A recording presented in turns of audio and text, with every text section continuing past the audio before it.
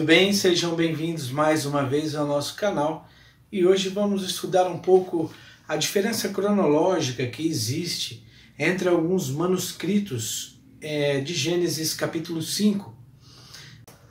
Lembrando mais uma vez, se você não é inscrito em nosso canal, inscreva-se. Se você gostar do vídeo, dê um like para fortalecer e assim ganhar relevância no YouTube. E deixe seu comentário também.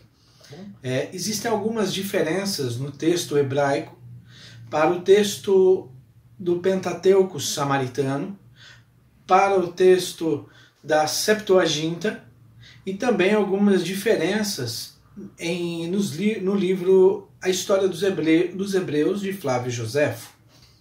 É muito importante também ter em mente em que as datas que trabalhamos, as datas que são citadas, normalmente elas fazem parte do calendário, mas como Anno Mundi. Então, quando você ver a sigla AM, refere-se a Anno Mundi, ok? Que se refere desde a criação. E todos os textos os quais estamos trabalhando se referem exatamente assim, desde a criação de Adão. Ainda não estamos trabalhando com as datas antes de Cristo ou depois de Cristo, né, que foi desenvolvida e usada por Dionísio Exíguo. Não estamos falando sobre isso. Usamos as mesmas datas, a mesma forma que James Ussher, arcebispo do século XVII, ele usava também o Anno Mundi. É importante salientar também que algumas diferenças que vamos estudar hoje têm tudo a ver com o tempo em relação desde a criação de Adão até o ano do dilúvio, como já estudamos e seguimos aqui. Na Bíblia, a qual me baseio, nós podemos ver perfeitamente que o dilúvio se deu no ano 1656 AM, ou Anno Mundi. E é interessante que no texto samaritano, no Pentateuco samaritano, não chega a essa idade, a essa data, chega a 1307. E já nos textos da Septuaginta, os textos podem até variar de 2242 anos desde a criação de Adão até o dilúvio, 2242 para 2262, dependendo dos manuscritos. Existem ainda algumas razões para muitos teólogos preferirem a cronologia hebraica do que a cronologia da própria Septuaginta. Entre eles estão, por exemplo, que Matusalém teria sobrevivido 14 anos depois do dilúvio. Já em outros textos da própria Septuaginta, outros manuscritos já mostram que não. É sabido também que quando os judeus em Alexandria, quando foram incumbidos de fazer a tradução da Bíblia hebraica para o grego, eles queriam o respeito dos eruditos na época também, no terceiro século antes de Cristo, e sabe-se também que eles eram bem menos rigorosos em relação a muitos escritos como os próprios judeus da Palestina. Embora os manuscritos do Mar Morto encontrados em Qumran confirmam uma variante grande dos textos da Septuaginta, eles da mesma forma também confirmam a confiabilidade dos textos hebraicos massoréticos. Bem, sem mais delongas, vamos lá?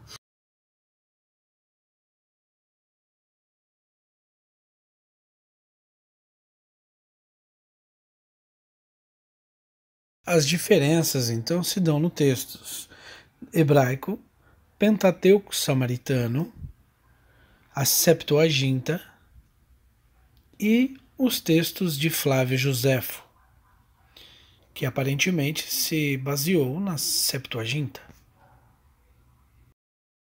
Vamos analisar então nos textos a idade ao nascer o filho e a idade ao patriarca morrer.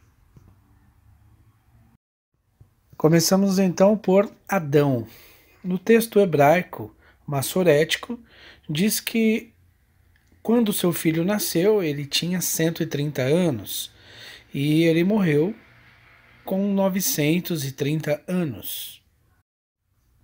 Veremos então no Pentateuco samaritano se repete exatamente como no texto massorético hebraico. 130 anos ao seu filho nascer e 930 o total de sua vida. Quando vamos para a Septuaginta, a idade que consta quando Sete nasceu, ao invés de 130, passa a ser 230, ou seja, 100 anos a mais do que os outros manuscritos. Porém, a sua idade ao morrer permanece a mesma, 930 anos. E como podemos ver, o texto dos escritos de Flávio Joséfo repete como a da Septuaginta. Quando lemos sobre Sete, no texto hebraico, a idade ao ser pai de Enos foi 105 anos, e sua idade ao morrer 912. Nos textos do Pentateuco samaritano se repetem exatamente como lemos no texto hebraico. Porém, mais uma vez, quando vamos à Septuaginta, há um acréscimo de 100 anos quando Enos nasceu na idade de Sete. Ele foi pai com 205 anos e a sua idade ao morrer permanece com 912. E também Flávio Joséfo dá a mesma direção da Septuaginta. Quando olhamos Enos, quando foi pai de Cainã, no texto hebraico, aos 90 anos, e sua idade ao morrer, 905. O Pentateuco samaritano se repete, como o texto hebraico, e na Septuaginta ele foi pai aos 190 anos, mais uma vez um acréscimo de 100 anos, e morreu com 905 anos também. E Flávio Joséfo segue mais uma vez a Septuaginta. Quando vamos para Cainã, o texto hebraico diz que foi pai de Maalalel com 70 anos, e sua idade ao morrer, 910 anos. O Pentateuco samaritano segue exatamente igual, porém, tanto a Septuaginta como Flávio Joséfo descrevem 170 anos ao ser pai de Maalalel, e morrem com a mesma idade, com 910 anos. Maalalel, quando foi pai de Jared, no texto hebraico tinha 65 anos, e sua idade ao morrer, 895. Assim, mais uma vez, se repete no Pentateuco samaritano. E então a Septuaginta escreve com 165 anos a idade em que seu filho Jared nasceu e morreu com 895 anos. Flávio Joséfo continua seguindo a Septuaginta. Quando vamos para Jared, nós vemos que o texto hebraico aponta com 162 anos quando foi pai de Enoque e morreu com 962 anos. Porém, quando vamos ao Pentateuco samaritano, a idade ao nascer o seu filho Enoque se reduz a 62 anos. Já não acompanha mais o texto hebraico massorético, e sua idade ao morrer, 847 anos. No entanto, a Septuaginta permanece igual ao texto hebraico massorético, 162 anos ao seu filho nascer e 962 o total de sua idade. Assim também, Flávio Joséfo descreve as mesmas datas. Quando vamos então a Enoque, no texto hebraico diz que ele foi pai de Metusalém quando tinha 65 anos E no caso de Enoque, foi trasladado quando tinha 365 anos. O Pentateuco samaritano traz as mesmas datas do texto hebraico. Já a Septuaginta, ela traz que ele foi pai de Metusalém quando tinha 165 anos, mais uma vez um acréscimo de 100 anos. E Flávio Joséfo segue a mesma linha da Septuaginta. Quando o texto hebraico, por exemplo, fala de Metusalém, ele tinha 187 anos quando foi pai de Lameque e morreu com 969 anos. Já o Pentateuco samaritano, ele diz que Metusalém tinha 67 anos quando gerou a Lameque e morreu com um total de 720 anos. No entanto, na Septuaginta, os manuscritos podem variar de 167 anos ao ser pai de Lameque para outros manuscritos que constam como 187 anos. Sua idade ao falecer, com um total de 969 anos. A mesma diferença ocorre com Flávio Joséfo, que pegou um dos manuscritos e colocou como 187 anos, e sua idade ao morrer 969. Vamos para Lameque. O texto hebraico nos diz que ele foi pai de Noé com 182 anos e morreu com 777 anos.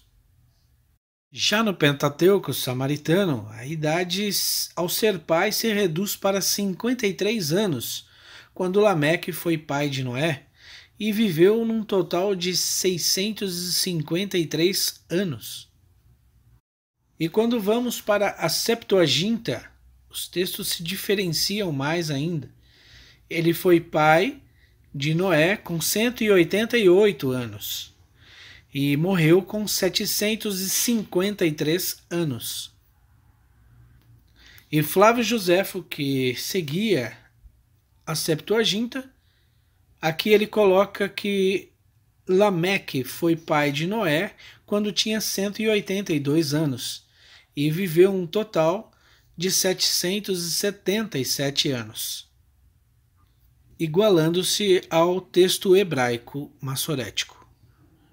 Quando se fala, por exemplo, de Noé, todos os manuscritos se igualam com os mesmos números de anos, tanto a idade ao seu filho nascer, como a sua idade ao morrer, com 500 anos e morreu com 950.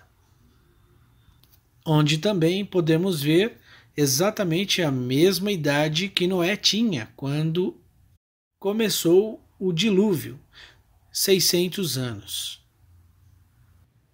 Olha que interessante, não? Vemos então uma diferença aí bastante grande em alguns manuscritos antigos. Mas na realidade não importa muito quem está certo ou quem está errado. Porque isso, nenhum desses temas que nós vemos é um tema de salvação. E o mais importante é que Deus está no controle. Tantos anos se passaram, sejam 2000, 1000, não importa. O que importa é que Deus está no controle e Deus quer salvar tanto a mim quanto a você, a todos nós. Que possamos continuar nossa busca pelo Eterno, andar com o Eterno e estar diante do Eterno a cada dia. Até o próximo estudo.